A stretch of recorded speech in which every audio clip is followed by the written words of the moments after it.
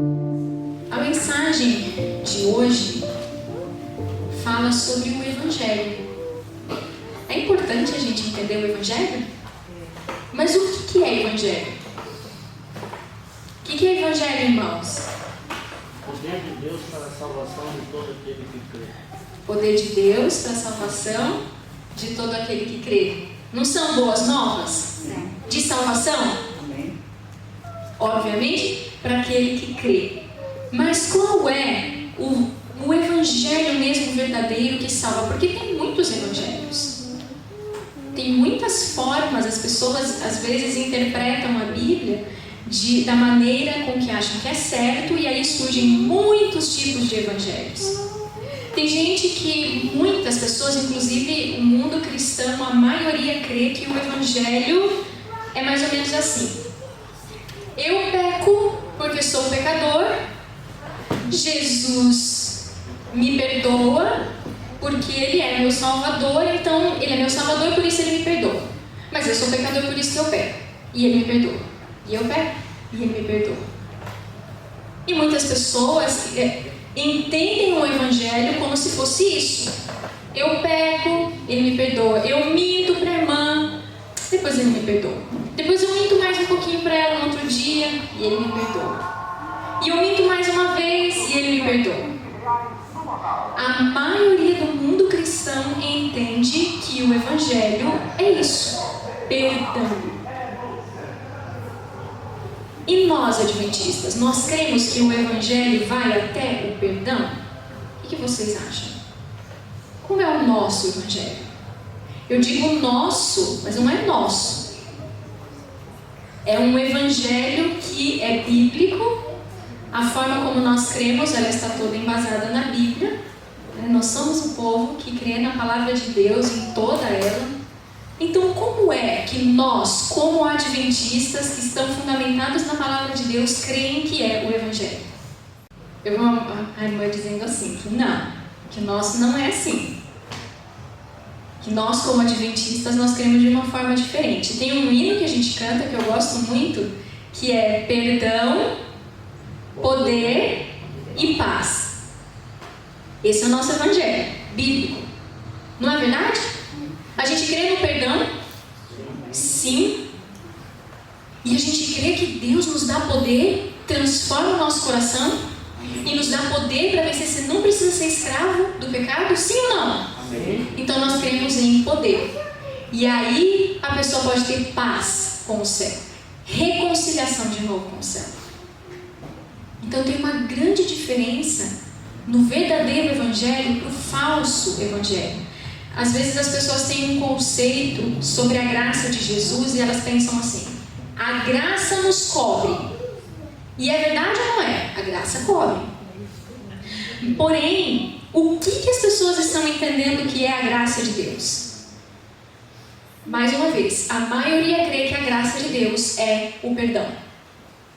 Não tem jeito, a gente nasceu nesse mundo e nós herdamos coisas na nossa natureza, inclusive dos nossos pais, né? Herdei aqui do meu pai, então a culpa provavelmente é dele. Então a gente herda coisas e não tem jeito mesmo, nós somos assim dessa forma, mas não tem problema porque a graça de Cristo nos cobre. Mas como adventistas, nós queremos que a graça de Deus ela faz mais do que perdoar.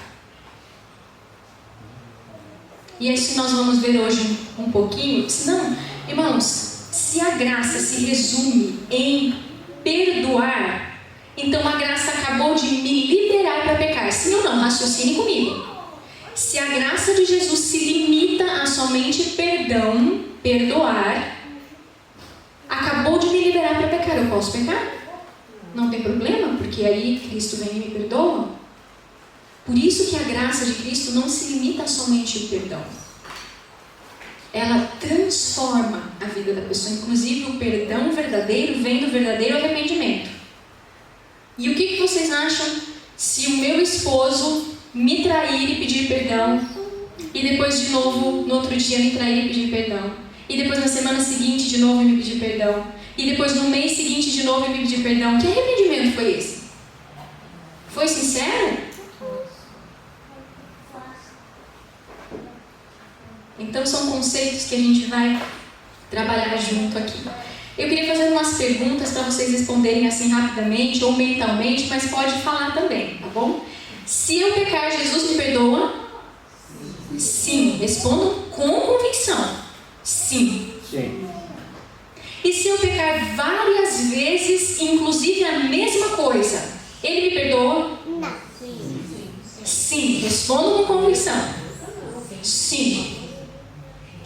Todo aquele que se aproxima de Jesus com o coração contrito, em arrependimento, Ele perdoa. Sim ou não? Sim. Às vezes a pessoa passou a vida inteira. Às vezes tem gente que tem problema com a mentira. Passou a vida inteira mentindo. Cristo perdoa ela ou não? Sim. Não tem um poço tão profundo, um buraco tão tenebroso que você tenha se enfiado que Jesus Cristo não possa tirá-lo de lá. Sim, Ele perdoa. Agora, eu recebi a luz. Eu sei que aquilo desonra o nome de Deus. Eu senti raiva do meu marido. Desonra o nome de Deus. E eu luto com o Senhor. E eu me entrego de novo e caio em tentação. E de repente Ele deixou a toalha molhada na cama. E eu já me irrito com Ele. E de repente outro dia Ele já faz outra coisa e eu já me irrito com Ele. E centenas de vezes, e milhares de vezes. E assim vai. E eu penso que a graça me cobre. E eu penso que está tudo bem. E eu penso que Ele me perdoa e que está perfeito. E para que deixar o pecado então? Não faz sentido. Para que deixar de mentir, de pensar o mal, de suspeitar o mal, de falar de alguém? Para quê? Você entende que esse evangelho que limita a obra de Jesus como aquele que perdoa, libera a pessoa para continuar em pecado? E não é o verdadeiro evangelho, não restaura? Nós vamos conversar um pouco mais sobre isso. Mas o que é pecado? Irmãos, o que é pecado? Pecado é transgressão da lei. Não diz isso a palavra de Deus? 1 João 3, 4. Pecado é transgressão da lei. O pecado, na verdade, ele descaracteriza a mim e a você. Por quê? Porque você e eu, nós fomos criados para boas obras, para refletir a imagem de Jesus. O amor de Jesus, a bondade de Jesus, a paciência de Jesus, a humildade dele. Nós fomos criados para refletir isso. E toda vez que eu caio em tentação, eu roubo a Deus. Você entende isso? Eu poderia estar refletindo a imagem dele por sua graça, por seu poder, não eu. Não existe em mim essa possibilidade, mas nele. E com Cristo. Aliás, o cristianismo é viver com Cristo. Não é só um nome, não é só uma placa, não é só um batismo que você põe um nome numa igreja. Não é isso. É viver com Cristo, ligado a Ele, unido a Ele. Desde pequenininho as crianças podem viver unidas a Cristo. Isso é cristianismo. E quando a gente poderia refletir a imagem de Cristo e cai em tentação, a gente refletiu a imagem de quem? Do inimigo. É assustador? Mas é verdade. Ou a gente acha que quando a gente fica bravo, irado com os nossos filhos, é a imagem de Jesus que Ele está vendo em nós? Não. Então, rouba ao Senhor. Nós fomos criados para andar de acordo com o nosso Criador. E o pecado nos faz andar de acordo com o mal. E nós não fomos criados para isso. Nenhum de nós. Então nos rouba o crescimento que poderia haver. Uma pessoa que anda com Deus, ela amadurece. E ela cresce. E ela tem cada vez mais firmeza com Deus e se apega mais firmemente às promessas de Deus. E cada vez mais as pessoas vão vendo diferença, e mais diferença, e mais diferença. O semblante reflete paz, tranquilidade, bondade, amor. A voz da pessoa, o porte, como ela fala, tudo vai sendo transformado e ela vai amadurecendo. E o pecado rouba isso. Essa possibilidade de você ser parecido com Jesus, o pecado rouba. Então por isso que a gente diz que o pecado rouba a Deus. Nós éramos sem forma, Deus nos formou. Nós éramos vazios e Deus nos enche com o quê? Com o Espírito Santo. Ele nos enche com a própria vida dele em nós. A imagem e semelhança de Deus. Ele te fez para isso. Te chamou à existência lá no útero da sua mãe. Você nem consciência tinha. Mas Ele te chamou à existência com esse propósito. Ser semelhante a Jesus. Você pode viver uma vida livre do poder do mal. Você pode viver uma vida à semelhança de Cristo. Quem é você? E antes da gente começar a querer responder na nossa mente, talvez a única resposta seja aquele verso da Bíblia. Pois somos feitura dele, criados em Cristo Jesus para boas obras, que de antemão preparou para que andássemos nela. Você é filho de Deus. Eu sou filha de Deus. E nós somos criados em Jesus Cristo para boas obras, para viver como Ele viveu. Qualquer coisa diferente daquela vida que Jesus viveu, não é viver. Não é ser cristão, pelo menos. A Bíblia chama de mortos em ofensas. Não chama? Uma pessoa que está entregue, agarrada aos pecados deste mundo, mortos em ofensas. Você nasceu nesse mundo para que quando alguém olhasse para você, essa pessoa tivesse um vislumbre de quem Jesus é. Não é bonito isso? Quando a pessoa olhasse para você, ela pudesse ver, olha, então era assim que Jesus agia. Olha o olhar dessa irmã. Olha o olhar desse homem. Olha como ele olha para a esposa. Olha como eles olham para os filhos, uns para os outros. Olha o tom de voz deles. Era para as pessoas terem um vislumbre de Jesus e elas pudessem conhecer a Deus através de você. Muitas pessoas só vão entender o Evangelho quando olharem para a sua vida.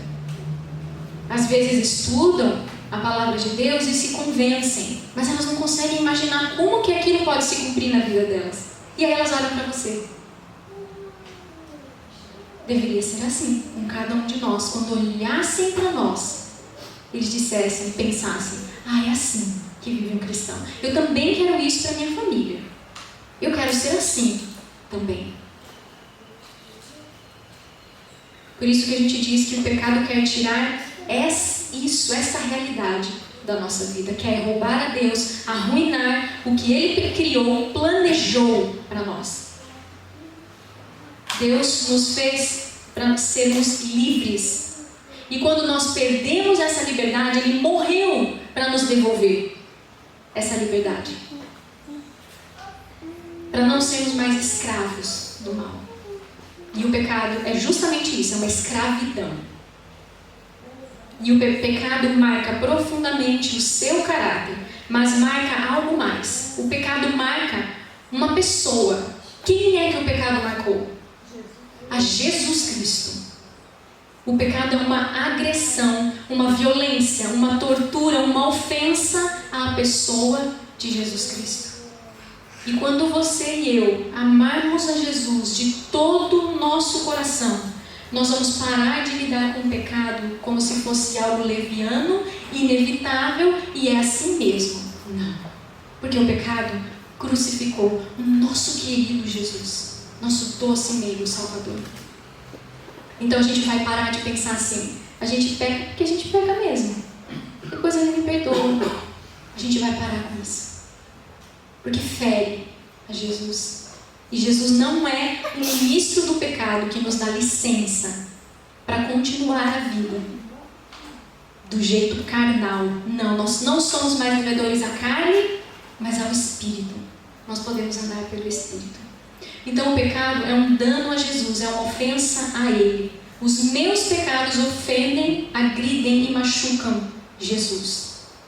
Essa é uma grande realidade que nós precisamos ter em mente. Olha isso. Todo pensamento impuro contamina a alma, enfraquece o senso moral e tende a apagar as impressões do Espírito Santo. Diminui a visão espiritual, de modo que os homens não podem ver a Deus. O Senhor pode perdoar o arrependido pecador. Quantas vezes você pecou, Ele pode perdoar. E perdoa. Embora perdoada, porém, a alma fica prejudicada. Não dá para brincar com o pecado. Veja só que o pecado nos descaracteriza, muda o nosso caráter. E cada vez que a gente cai em tentação, a gente ouve um pouco menos da voz do Espírito Santo. Então não vamos brincar. Não vamos brincar com o pecado. Então, essa é uma introdução para a gente nunca se esquecer de que qualquer teologia ou evangelho que suavize o pecado, que torne o pecado normal, inevitável, é assim mesmo, e tire você dessa realidade de que você não foi feito para pecar, mesmo tendo uma natureza pecaminosa, você não precisa ter um caráter pecaminoso. Então, é a mesma teologia que crucificou a Jesus. É o mesmo evangelho que crucificou a Jesus. Ou na época de Jesus não tinha evangelho? Tinha. E, no entanto, crucificaram Jesus. E era o povo escolhido de Deus. Era o povo do Senhor. Então, vamos ter cuidado com aquilo que nós cremos. O evangelho que nós cremos, para não crucificarmos a Jesus. Inclusive, se nós cremos desta forma, que a graça vai até o perdão, só até o pátio do santuário, isso abusa e anula o sacrifício tremendo que Cristo fez para te libertar dessa escravidão e devolver a você a possibilidade de andar na luz o tempo todo daqui em diante. É uma grande... Irmãos, isso é uma coisa gloriosa. Você andar em novidade de vida daqui em diante. E é a parte do poder que nós cremos. Então, qualquer evangelho que diga que eu e você vamos continuar pecando até Jesus voltar, não é o evangelho de Cristo. Jesus viveu aqui e morreu numa cruz. E isso é um dom imerecido, é graça. E a graça que perdoa e concede vitória, poder. Então, pecadores que não pecam. Tem um pastor uma vez que disse isso, eu achei tão interessante, né? Pecadores que não pecam. Por quê? Porque quando você é tentado, de acordo com a palavra de Deus, antes com a tentação, Ele dará também o escape, para que possais suportar. Então, de acordo com a palavra de Deus, você não precisa cair em tentação. Antes, tomar o escape que vem de Cristo. Então, nós, unidos à fonte de poder, podemos ser guardados contra os ataques de Satanás. Isso é graça. Isso é o evangelho.